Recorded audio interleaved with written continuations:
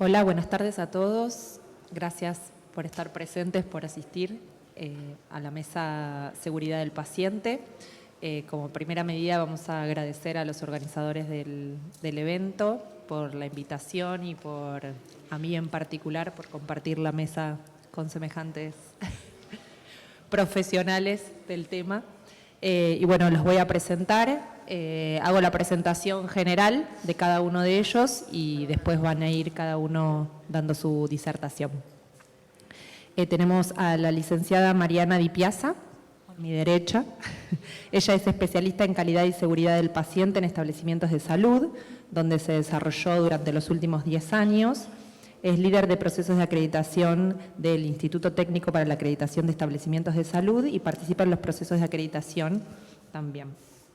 La doctora Mariana Flichman es gerente de riesgo y calidad médica de Swiss Medical, directora del programa argentino de reporte de incidentes en anestesia, es directora de la Diplomatura de Gestión de Riesgos y Seguridad del Paciente y docente titular de Seguridad del Paciente en la Universidad del Salvador.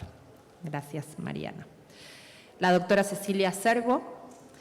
Cecilia es directora de Calidad y Procesos Asistenciales del Hospital Nacional Posadas y es integrante del Comité de Seguridad del Paciente a cargo de la doctora Graciela Berenstein. Gracias, Cecilia.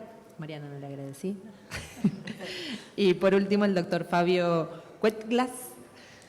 Él es diputado nacional y es máster en Gestión de Cuidados y director de la Maestría en Ciudades de la Universidad de Buenos Aires. Bueno, les agradezco a los 4 la presencia y vamos a comenzar con las disertaciones con Mariana.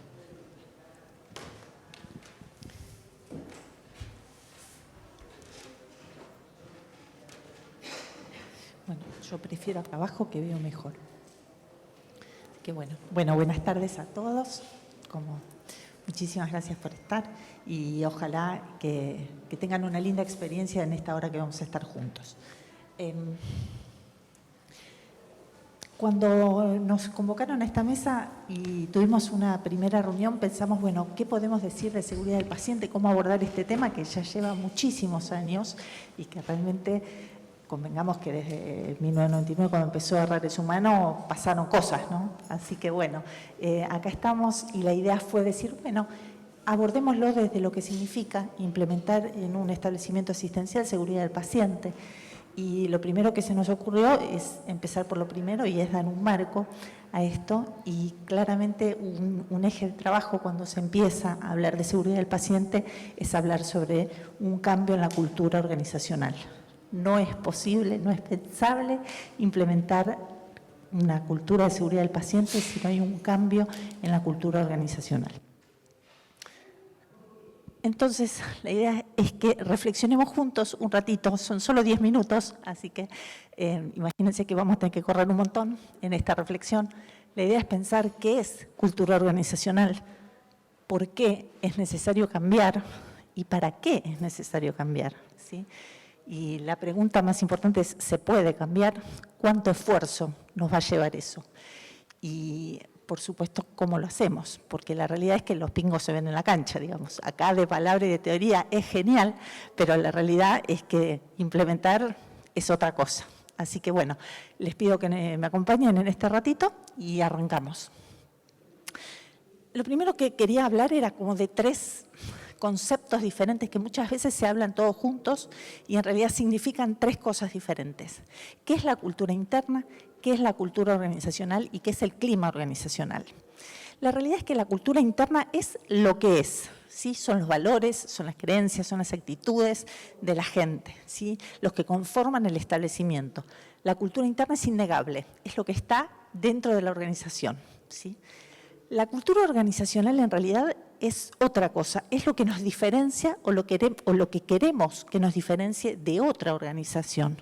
Vale decir que es un objetivo estratégico, ¿sí? Es algo que es una herramienta que nos va a llevar a la visión del establecimiento. ¿Cómo vamos a hacer con la cultura para que nos acompañe para lograr esa visión que tenemos?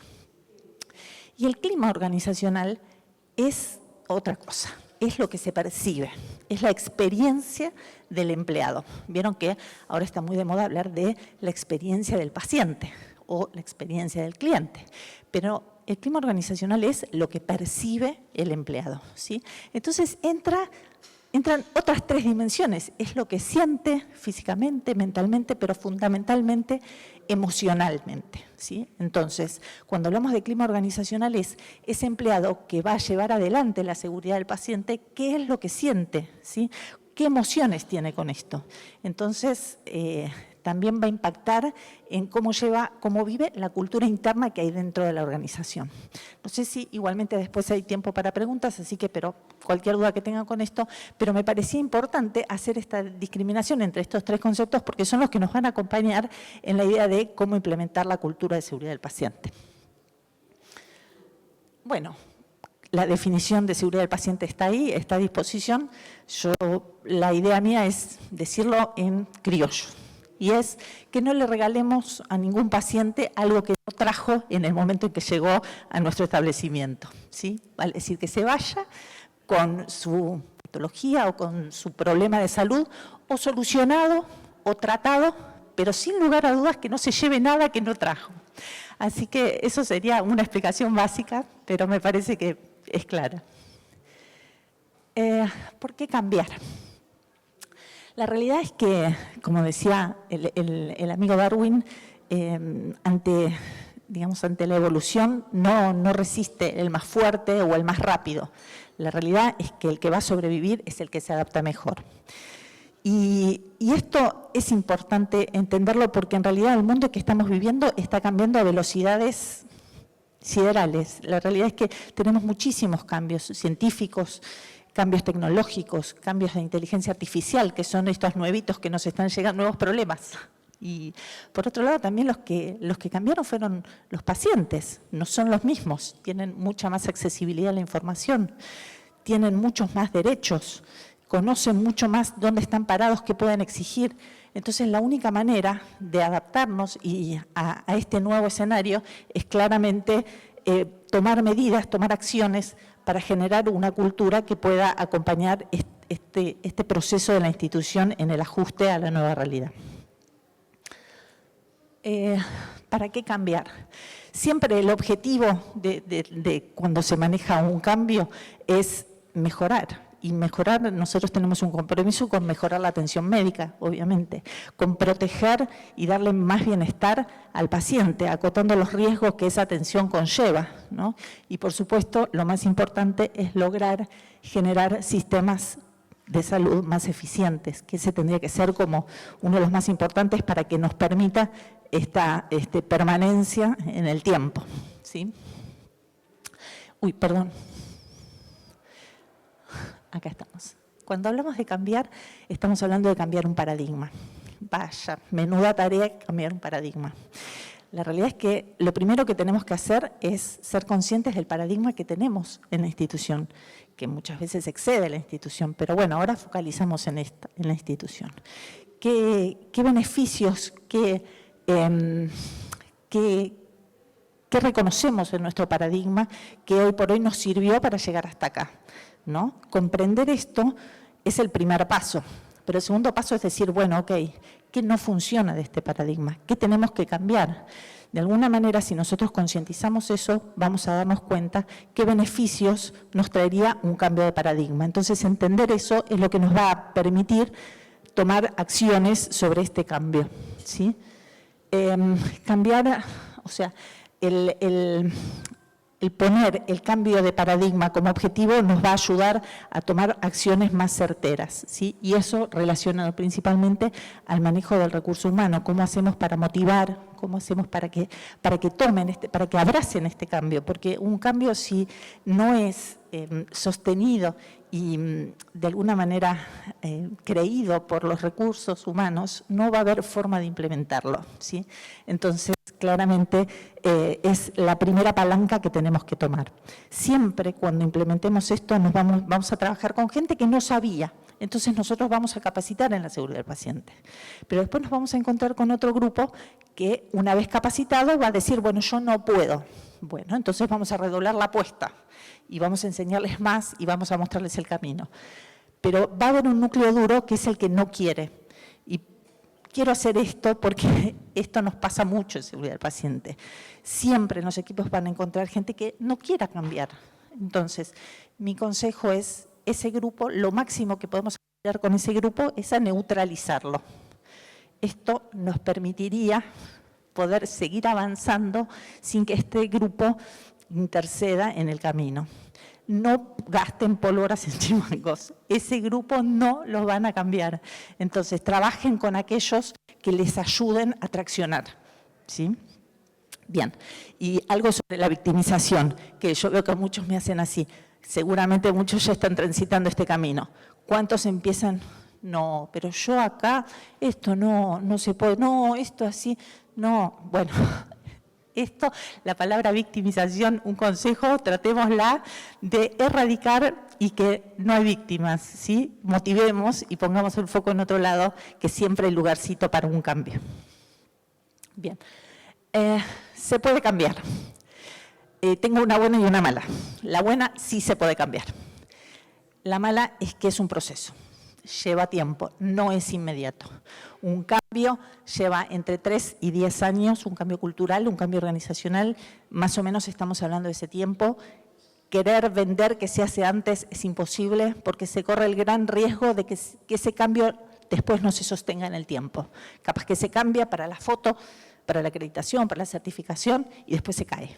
Entonces, para que el cambio sea profundo es importante darle una entereza para que pueda sostenerse y pueda atravesar el paso del tiempo. Entonces, eso requiere una planificación porque requiere saber a dónde estamos parados y a dónde queremos ir, ¿sí? Y por último, lo más importante requiere de convicción, de pasión y de una decisión. Y obviamente un respaldo político, porque si no, chicos, no hay forma de que el proyecto se sostenga.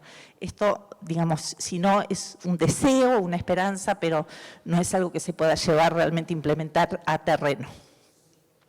Bien.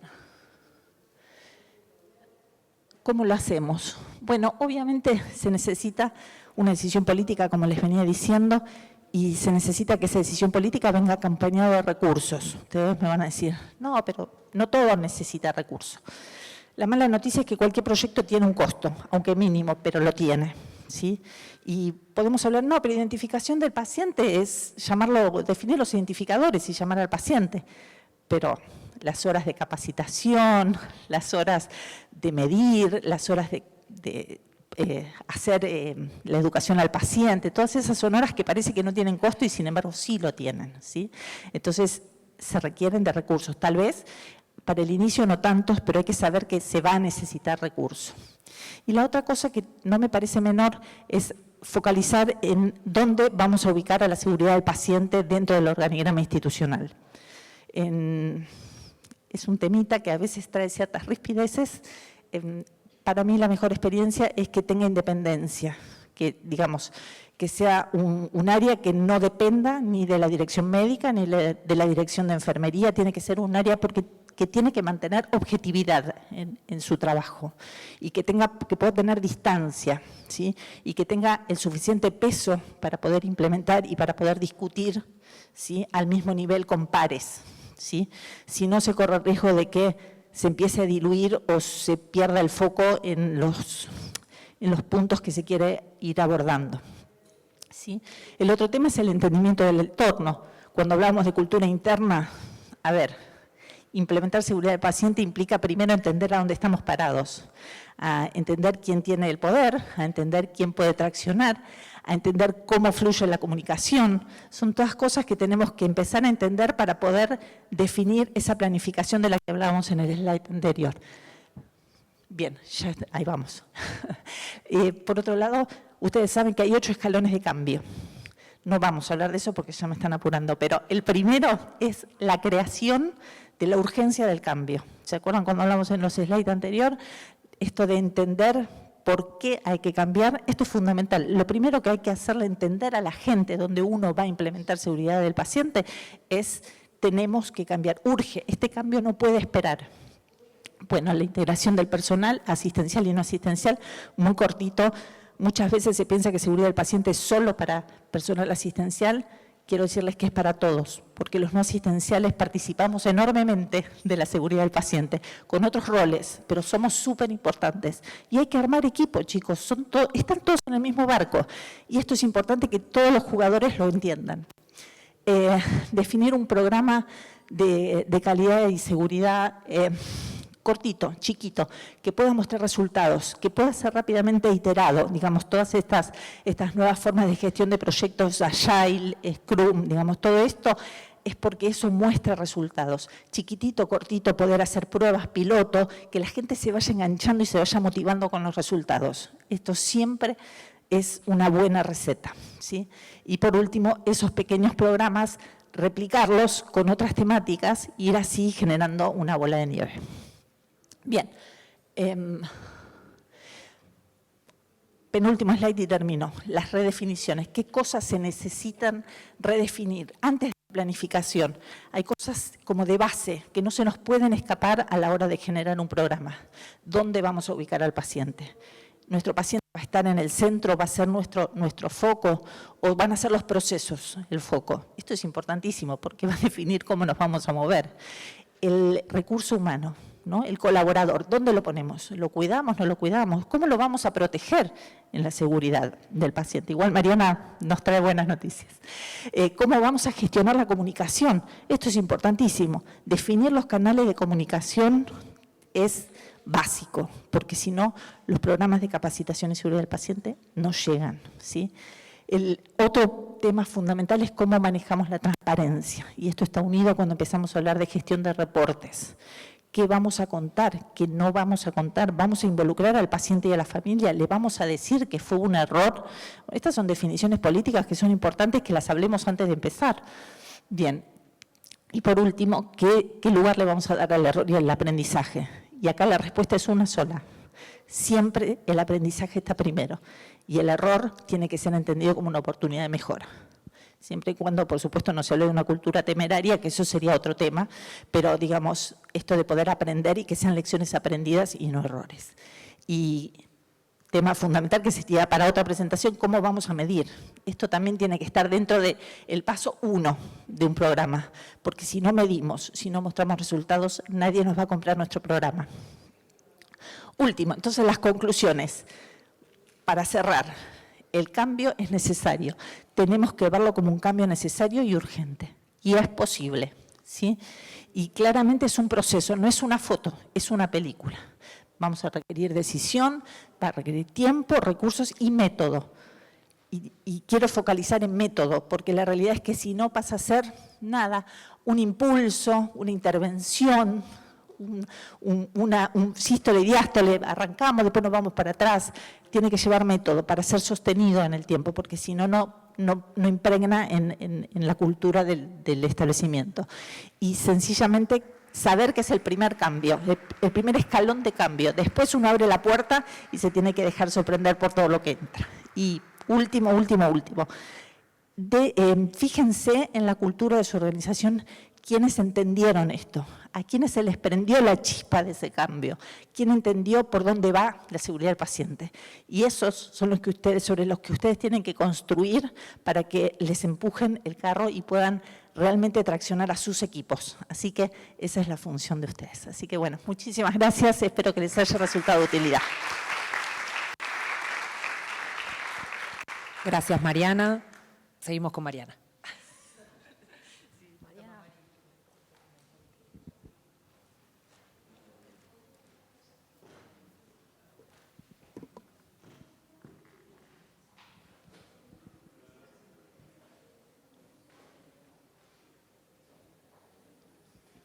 Bueno, después de escuchar a Mariana 1, vamos a seguir con la calidad, la seguridad, me voy por acá, o acá hay otro. La seguridad vista como derecho, ¿no? Y de esto no se habla tanto, o estamos empezando a hablar. Cuando en el año 2000 arrancamos en la Academia Nacional de Medicina a hablar de error médico, que ni siquiera sabíamos demasiado de qué estábamos hablando, esto era algo que se empezaba a hacer y que mira qué buena esa institución que está trabajando con el error o se creó determinado. Bueno, pero transcurrieron 23 años. Entonces, hoy entendemos que la seguridad, la calidad y la seguridad asistencial, y ahora vamos a ver que queremos dejar de hablar de seguridad del paciente, aunque seguimos poniéndolo en el título de las charlas, y empezar a hablar de seguridad de la asistencia sanitaria. Y este cambio, a los que trabajamos hace más de 20 años en seguridad, la pandemia nos hizo entender que nos tardamos 20 años en darnos cuenta que el equipo de salud también tiene que trabajar en condiciones de seguridad, que la seguridad no es solo de los pacientes y que no hay pacientes seguros sin equipo de salud seguro. Entonces, hoy estamos tratando, yo le cambié el nombre a nuestro comité de seguridad del paciente y hoy se llama Comité de Seguridad de la Asistencia Sanitaria. Y después le seguimos diciendo todavía culturalmente seguridad del paciente, pero tenemos que ampliar ese concepto a la seguridad también del equipo de salud. Y entonces surge una nueva definición. Bueno, Marian ya les dio una general, obvio, primero no dañar, ¿sí? Pero hoy deberíamos incluir en la definición, la tradicional es el conjunto de estructuras y procesos que tiene una organización para tratar de reducir a la mínima expresión el daño generado en los pacientes, ¿sí? Pero también en el propio equipo sanitario, porque tenemos las segundas víctimas, porque tenemos accidentes cortopunzantes, porque tenemos equipos de salud agotados por la pandemia, porque tenemos un montón de condiciones inseguras para el equipo de salud que generan inseguridad en los pacientes. Y vamos a ver ahora números, ¿no? ¿Por qué es tan importante trabajar en seguridad? Veámoslo desde la morbimortalidad. Ya hay un montón de publicaciones, ahora les voy a mostrar datos nuestros, pero empecemos con las internacionales, que dicen que hoy es la 12, 14, 13, 3, depende de las publicaciones, pero es una de las causas más importantes todavía de morbimortalidad. Los eventos adversos asociados a la atención de la salud generan millones de muertes comparables con la malaria o la tuberculosis. El 40%, y este para mí es el número, todavía no bajamos de eso. El 40% de esas muertes o de esos eventos se pueden evitar. Me olvidé dar la profilaxis antibiótica y hice una sepsis puerperal, por ejemplo. Era darle la cefasolina. Y ese olvido genera una infección grave.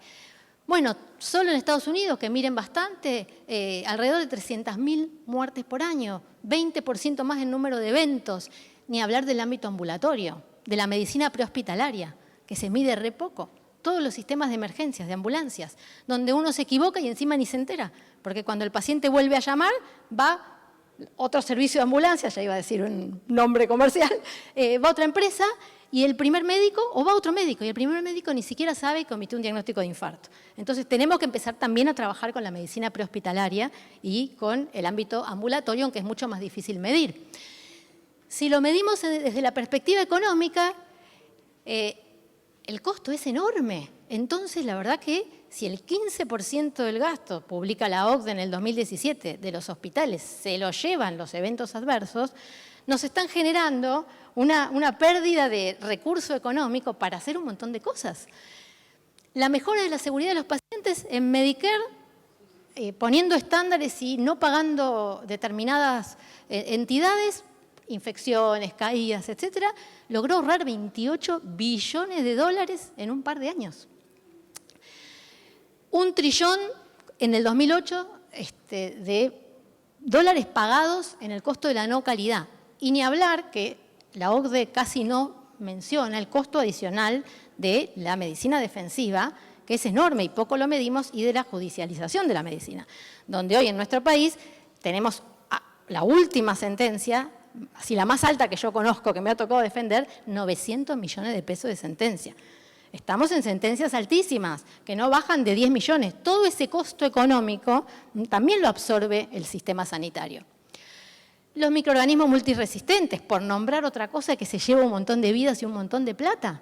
Y ni hablar que nos vamos a quedar sin antibióticos. Y hay medidas sencillas como el lavado de manos, el uso racional de antibióticos, la higiene hospitalaria, a la que antes no le dábamos importancia y hoy sabemos que es trascendente. Nosotros nombramos ahora una enfermera que se dedica al control de la higiene hospitalaria. Se llama enfermera Link en higiene hospitalaria, que lo que hace es controlar que el hospital esté limpio. Números de la Argentina. Estos son números de mi equipo, los que vamos a compartir, pero son federales. porque trabajamos con instituciones, en la mayoría de las provincias por lo menos una trabaja y medimos.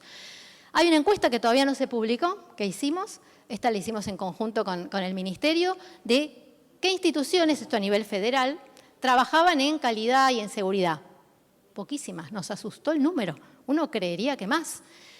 Aún más chiquito el número de las que miden, ¿sí? De las que tienen un monitoreo de la calidad asistencial. Hoy no hay estándares que uno tenga que cumplir, es a voluntad. En Argentina tenemos estadísticas publicadas de hasta un 30% de eventos. Esto quiere decir que de cada 10 pacientes que se van o de cada 100, 30 se llevan un daño. Esto es un montón.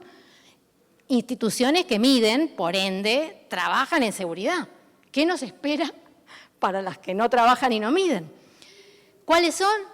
Las infecciones asociadas al cuidado de la salud, las complicaciones quirúrgicas, las caídas, por lejos, son los eventos más frecuentes. Escasa información sobre el prehospitalario y el ambulatorio.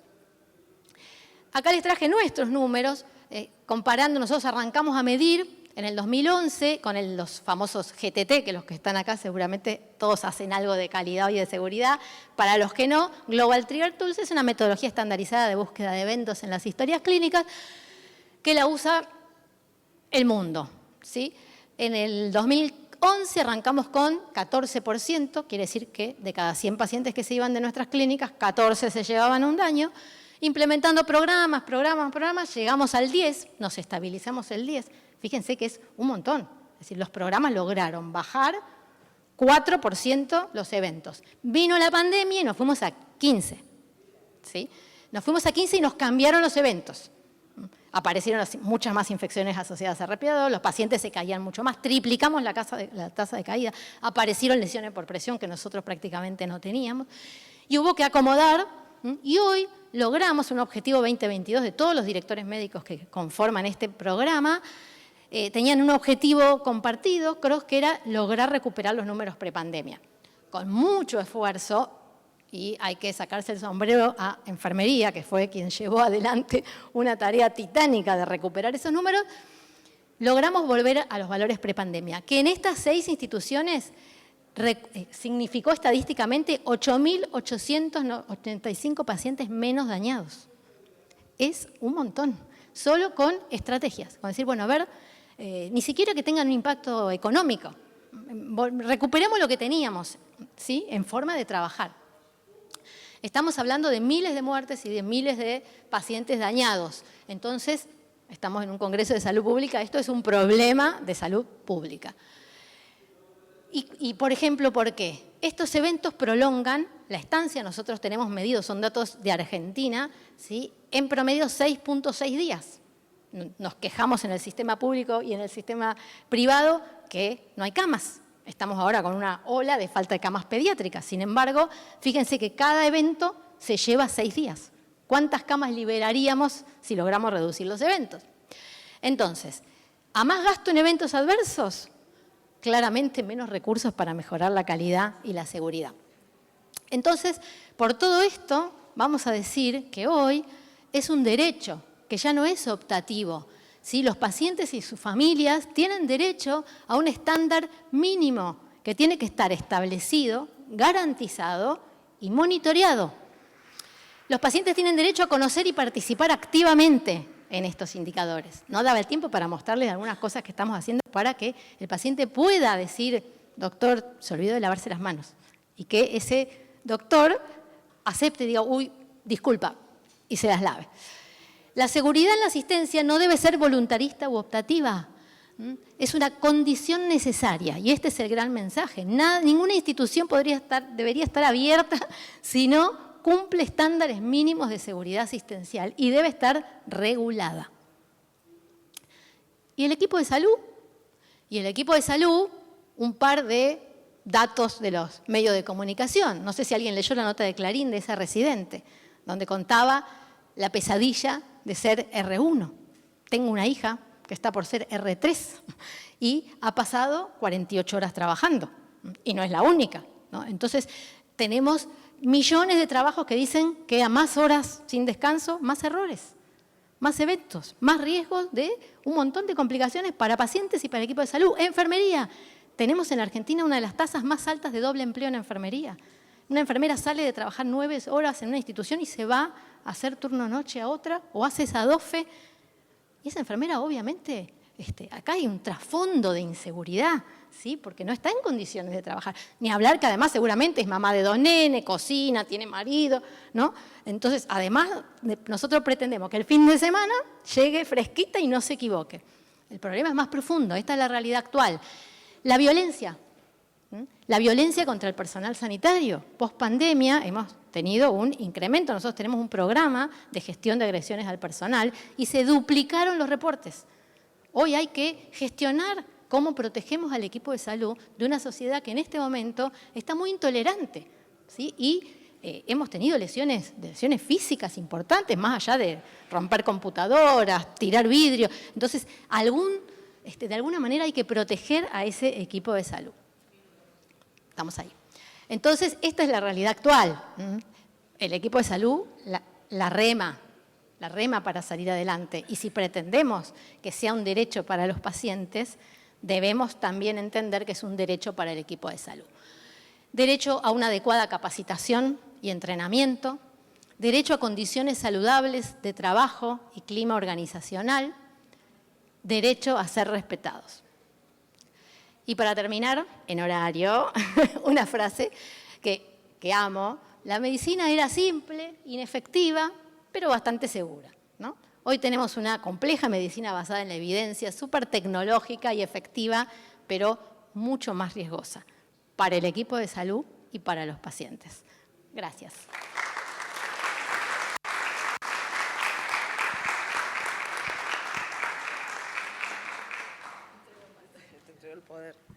Gracias. Felicito.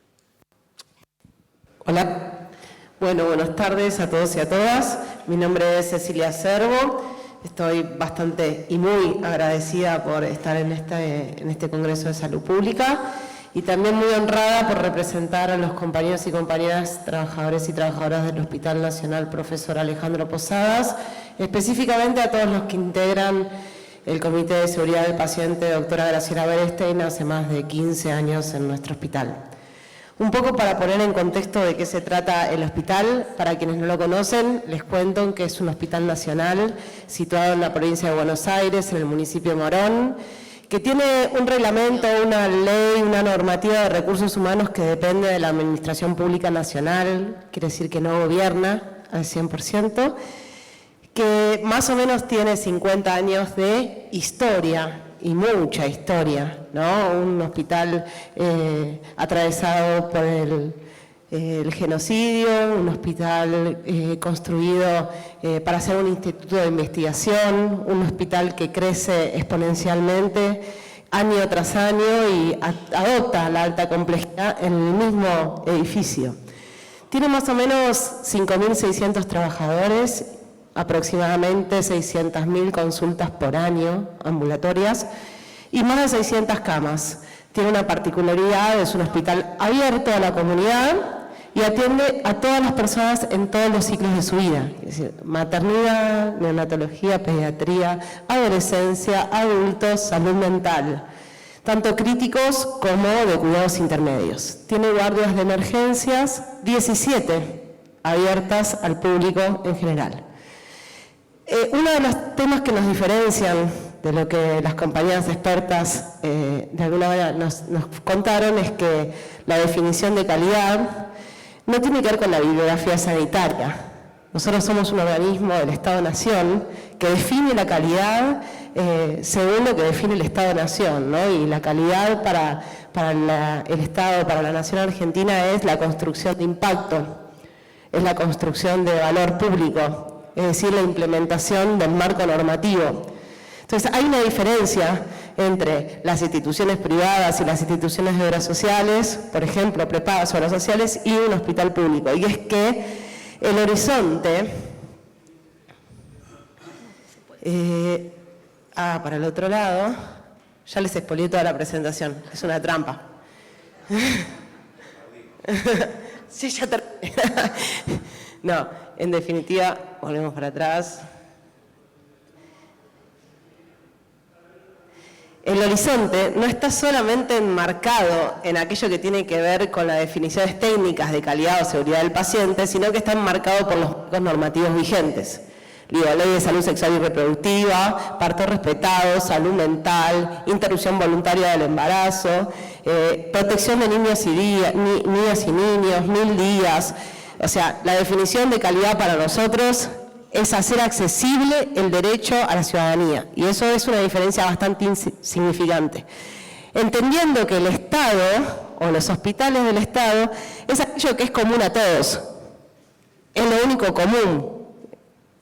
Está hecho para todos y todas, es decir, puede ser transitado por toda la ciudadanía sin distinción.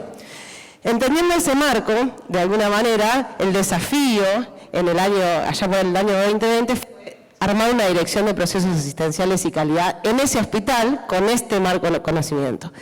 La idea era asumir, digamos, nuestra cultura basada en modelo médico hegemónico, asumir que ese modelo médico hegemónico es lo que describe la cultura tradicional de las organizaciones de salud en nuestro país y que tiene características como el biologicismo, el fraccionamiento, la orientación a lo técnico, tiene un elevado nivel de desmotivación que lo vemos todo el tiempo y lo sufrimos también, digamos, todos los días, y que es entendible que la idea o el nuevo modelo o hacia lo que vamos, si es que es un modelo, porque me parece que ya no hay tiempo para modelos, es la necesidad de humanizar las prácticas, gestionar por procesos, generar monitoreo permanente de los indicadores, empezar a seguir la trazabilidad del cuidado de los pacientes, cambiar el sentido del poder. Y en este sentido, el desafío era entonces, en un hospital con 600 camas, 5.600 trabajadores, abierto a la comunidad, cambiar el sentido común. O sea, cuando alguien te dice, vos vas a ser referente de calidad, seguridad, procesos asistenciales, lo que te está invitando a hacer es a que cambies el sentido común y que no exista más en ninguno de los trabajadores la posibilidad de tomar dos caminos. Es decir, que exista un solo nuevo camino. Entonces, en ese sentido, la responsabilidad primaria de la dirección que asumí, está escrita en la diapositiva, está orientada a generar este nuevo sentido común. Mi rol tenía que ver con potenciar e innovar y alimentar la necesidad de un nuevo sentido común en una organización de la cual estoy profundamente orgullosa, digamos. Eso no quiere decir que no hagamos cosas valiosas, quiere decir que es necesario enfrentar algunas fuerzas que están descritas en esta diapositiva y que tienen que ver con esos mitos que instalamos los propios trabajadores de que acá nunca cambia nada, ¿para qué si total siempre estamos igual? Los altos niveles de autonomía en donde cada trabajador y trabajadora piensa que puede hacer lo que quiere en el momento en que quiere y que cuando cierro la puerta del consultorio me quedo yo y el paciente o la paciente. Y lo que pasa ahí, lo decido yo. Y ese yo en el hospital público es el Estado, o sea, ese yo soy yo. Un status quo que es conveniente, digamos, a todos nos gusta ir a trabajar y que no pase nada. ¿Qué pasa? No está todo tranquilo, ¿eh? ¿Todo tranquilo?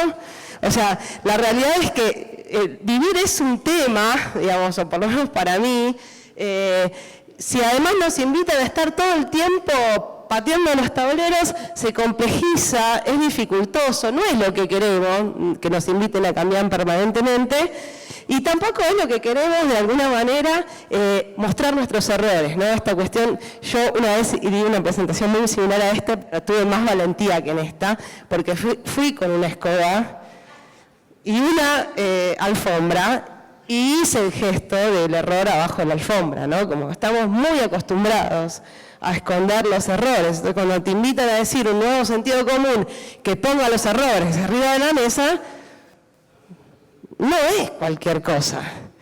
¿Cuántos éramos en esa dirección? Yo. Entonces, en ese momento, claramente me di cuenta que era imposible vencer todas estas fuerzas. Me tuve que dar cuenta que lo que estamos tratando de contraponer es algo muy importante. Y tuve la fortuna de trabajar en un hospital en donde hacía más de 15 años muchos trabajadores y trabajadoras venían construyendo un comité de seguridad del paciente que venía trabajando líneas. Entonces, me acerqué a los integrantes de ese comité y los invité a aliarse conmigo a cambiar el sentido común del hospital o a intentarlo, siempre diciéndoles, un poco como decía Mariana, que es un desafío que va a durar como mínimo 10 años.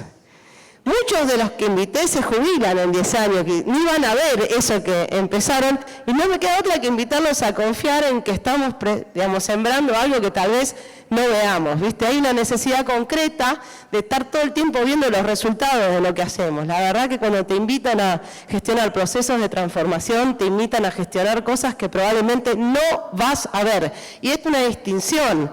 Si yo soy arquitecto, voy con mi hijo con el auto y le digo, este departamento lo hice yo, ves esta casa, este techo lo hice yo.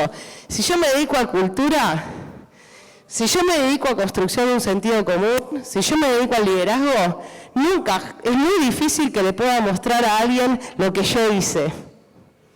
Porque lo que tiene que resaltar es lo que el equipo hizo. Entonces, a la vez, te invitan a formar parte de un rol en el que no vas a tener en ningún caso reconocimiento ni prestigio personal, en donde es imprescindible que exista el equipo como centro del que transforma o el que empuja las modificaciones.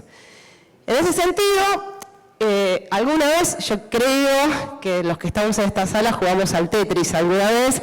Yo digo que gestionar, hay personas que dicen que gestionar la resolución de los conflictos, oficialmente me van a escuchar en muchos lados, yo estoy en contra de esa definición. Yo creo que gestionar es la prevención de los conflictos, cuanto mejor gestionamos, menos conflictos tiene que haber.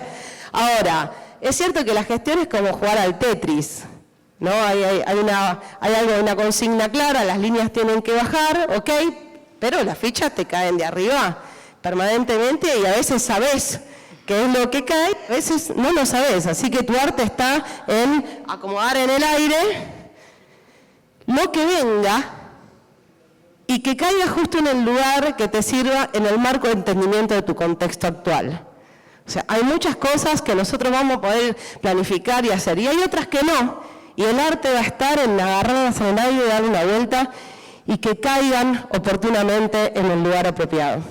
En este sentido, para nosotros, fue muy interesante descubrir un Ministerio de Salud trabajando la calidad, una dirección de calidad nacional que nos motivó a trabajar en determinadas líneas estratégicas y nos sirvió de respaldo para poder compartir con los compañeros y compañeras del hospital que no estábamos tan solos, digamos, que había un ministerio que nos embajaba una directriz, que daba un plan nacional de calidad y que nos ordenaba, y que además gestionó una red federal de salud en donde muchos compañeros y compañeras de todo el país, del ámbito público y también del ámbito privado, nos estamos reuniendo mensualmente cada 15 días para conversar sobre cuáles son los desafíos que nos encontramos en el camino de traccionar las transformaciones.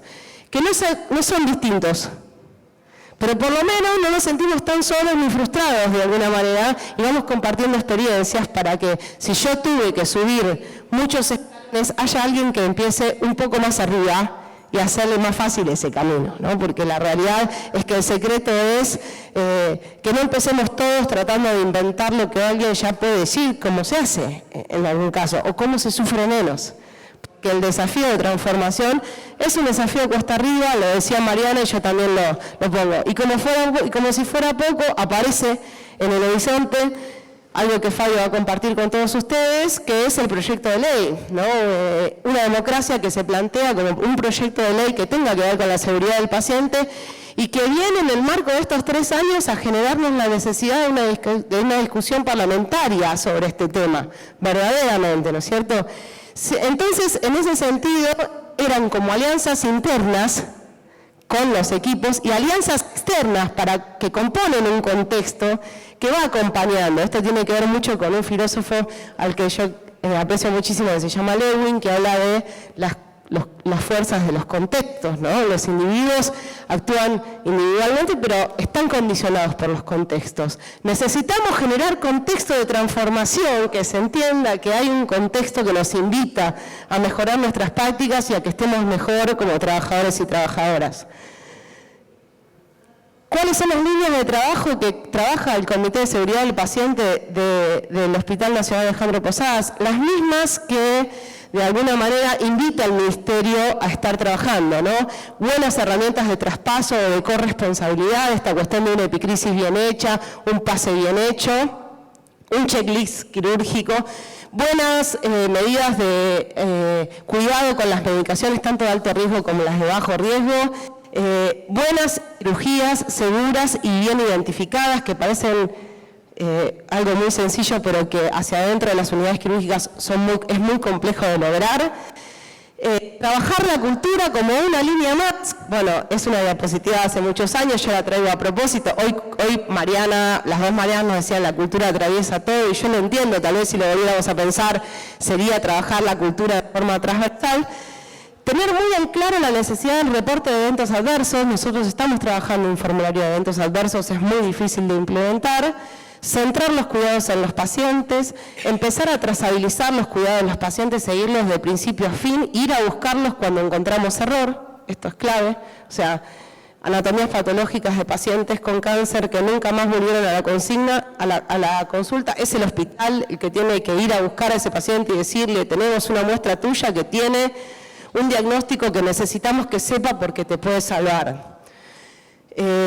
Las infecciones intrahospitalarias y todo lo que con la identificación. Bien, estas fotos tienen que ver con los valores que estamos tratando de transmitir: más garantía de derechos, menos organizaciones de servicios, invertir la desnudez, el paciente en el lugar seguro y nosotros como artistas desnudos para entender lo que significa. Buenas herramientas de traspaso, ciudadanía sanitaria y la centralidad puesta en el paciente y la tolerancia a las desigualdades con un marco de juego claro, que se entienda y que se tenga reglas claras. Alcanzamos una estructura, es lo que decía Mariana, logramos que exista una estructura, logramos que exista búsqueda activa de pacientes vulnerables en el hospital. Logramos un tablero de seguridad y calidad con algunos scores que son diferentes a los que plantean las acreditaciones porque tienen que ver con el marco normativo, cuántas episiotomías realiza el hospital, ¿no? Cuántas personas acceden a métodos anticonceptivos, cuántas interrupciones voluntarias del embarazo. Nuestro tablero es distinto, nuestro tablero de calidad es diferente, es particular y tiene que ver con la garantía de los derechos constitucionales. El diseño de tableros de gestión, ya terminamos. Participación ciudadana, procesos troncales y la descripción de eventos centinelas. Bueno, ¿qué interrogantes les dejo? ¿Quién gestiona la cultura? ¿Quién es el que tiene que gestionar esta cultura? ¿Con qué recursos cuenta? ¿Quién y para qué utiliza la formación obtenida? ¿Toma decisiones en base a la información? ¿Es posible o es solo una utopía? Y la inversión en calidad y seguridad. ¿Cuándo, cuánto y cuánto? Muchas gracias por la presentación, por escuchar.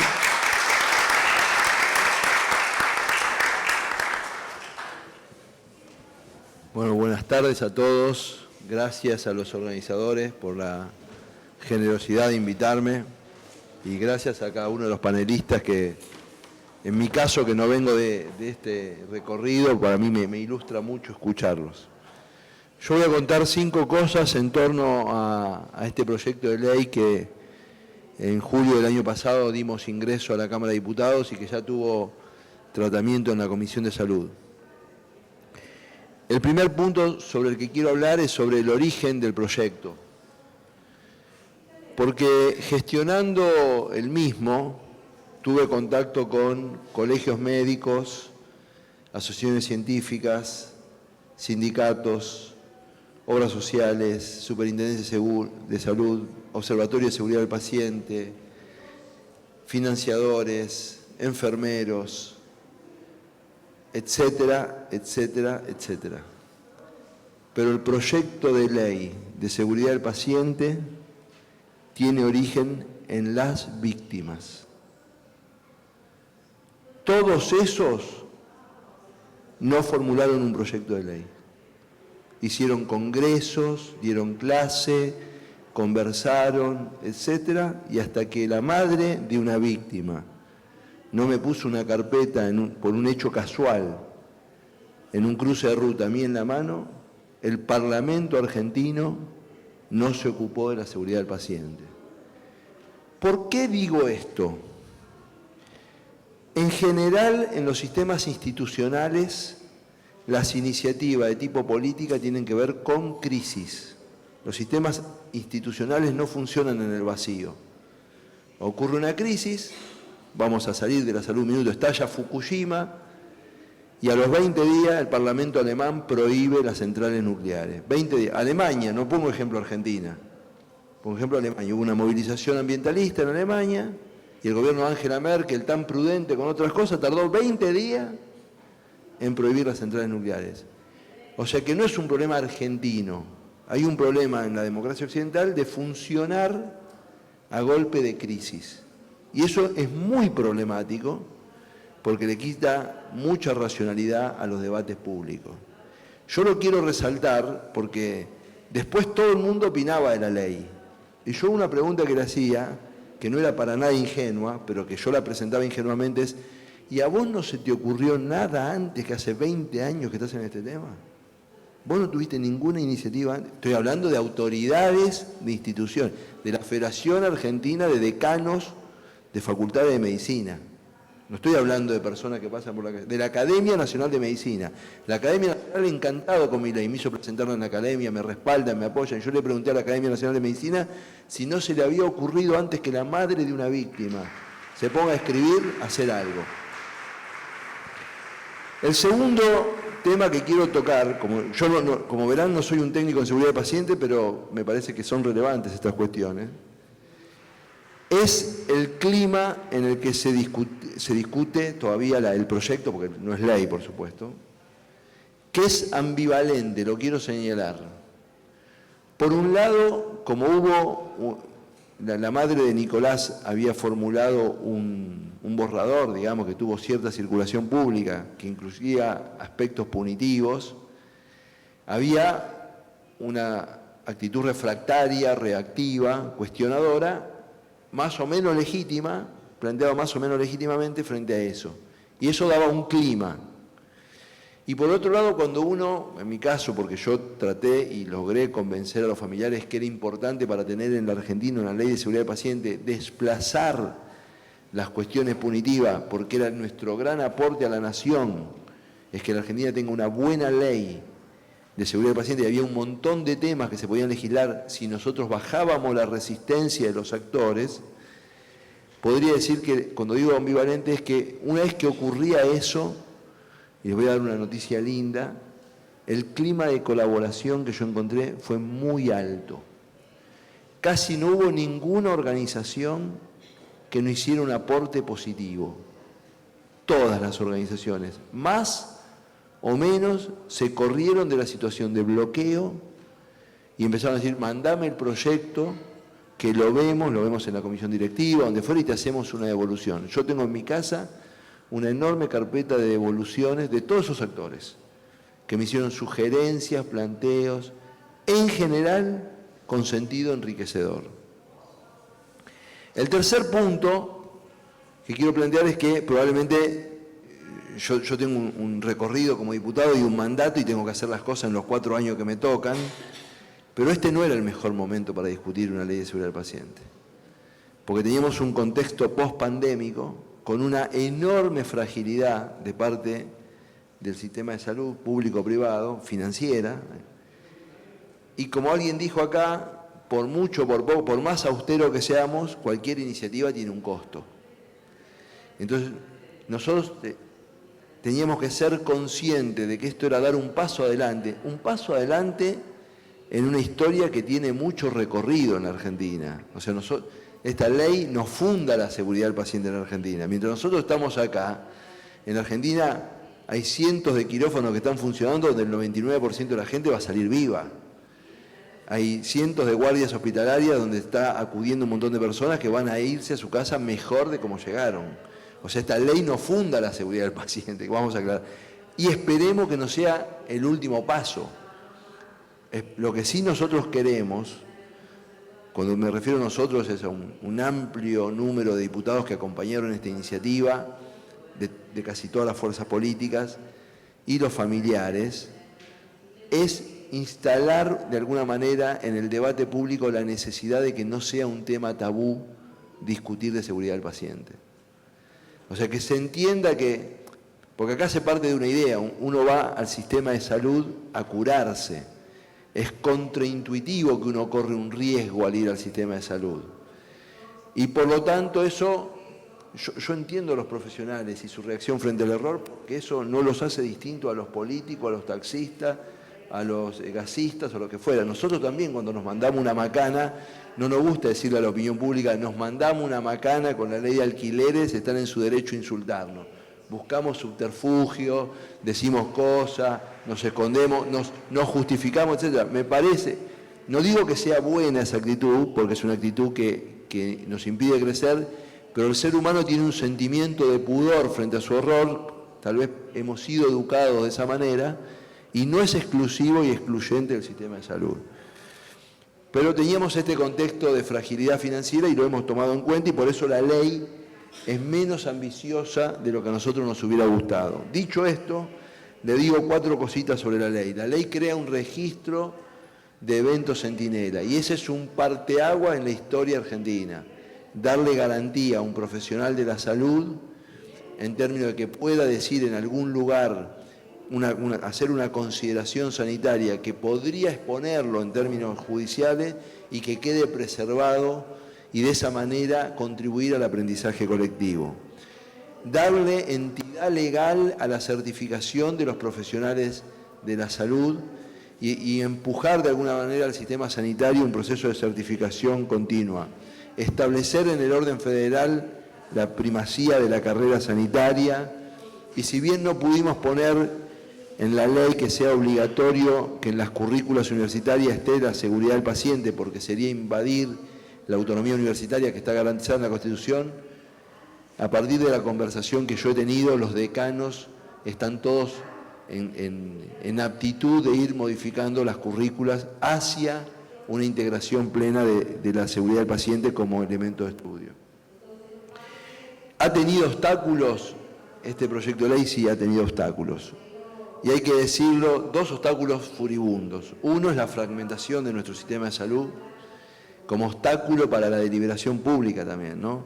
Entonces, los ministros de las provincias más postergadas en términos de calidad de sistema, tratando de que no te lo dicen abiertamente y hasta parece comprensible, porque a ellos cada cambio les pesa más en términos de sus propias posibilidades, pero no voy a decir de obturar, pero tratando de dilatar, etcétera. Y es real, hay que decirlo. Y el otro obstáculo enorme que tenemos es el proceso de empobrecimiento en términos de recursos que nos impide avanzar más rápido. Dicho esto, 3 o 4 consideraciones sobre el futuro, ¿no? Yo creo que con motivo de esta ley me invitaron a los Estados Unidos porque la ley de Obama de reforma del sistema sanitario tiene como eje central la seguridad del paciente.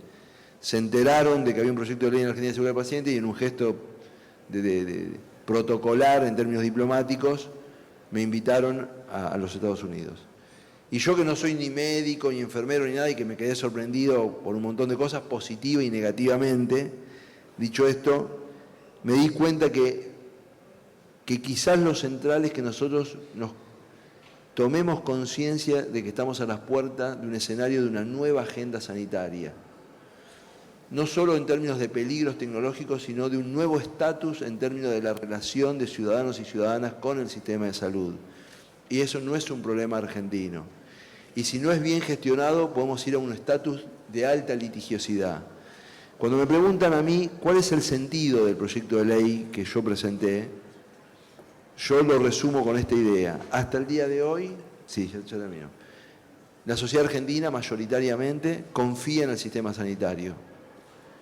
Y ese es un activo. Como lo tenemos, no nos damos cuenta que lo tenemos. No todas las sociedades, la gente confía en el sistema sanitario.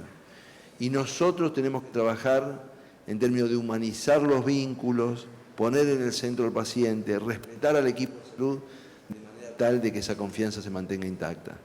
Muchas gracias.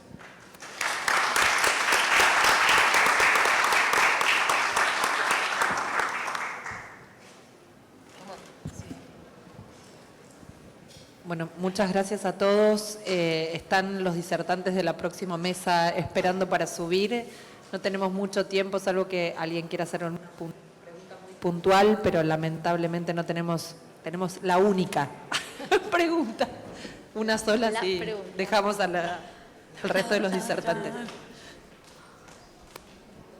Gracias. Bueno, muy interesante el tema que plantearon y, bueno, de hecho yo soy de la Facultad de Bioquímica de Rosario y trabajamos mucho todo el tema de la Ley de Derechos del Paciente, incorporamos los temas de seguridad y lo que me quedaba pensando, que me pareció interesante esto de ampliar de derechos del paciente a derechos y seguridad en la asistencia sanitaria, hacerlo un poco más amplio e integral. Creo que ahí sería una buena complementación y por ahí, dado que está en tratamiento el proyecto de ley de seguridad del paciente, sí podría ser ley de asistencia sanitaria.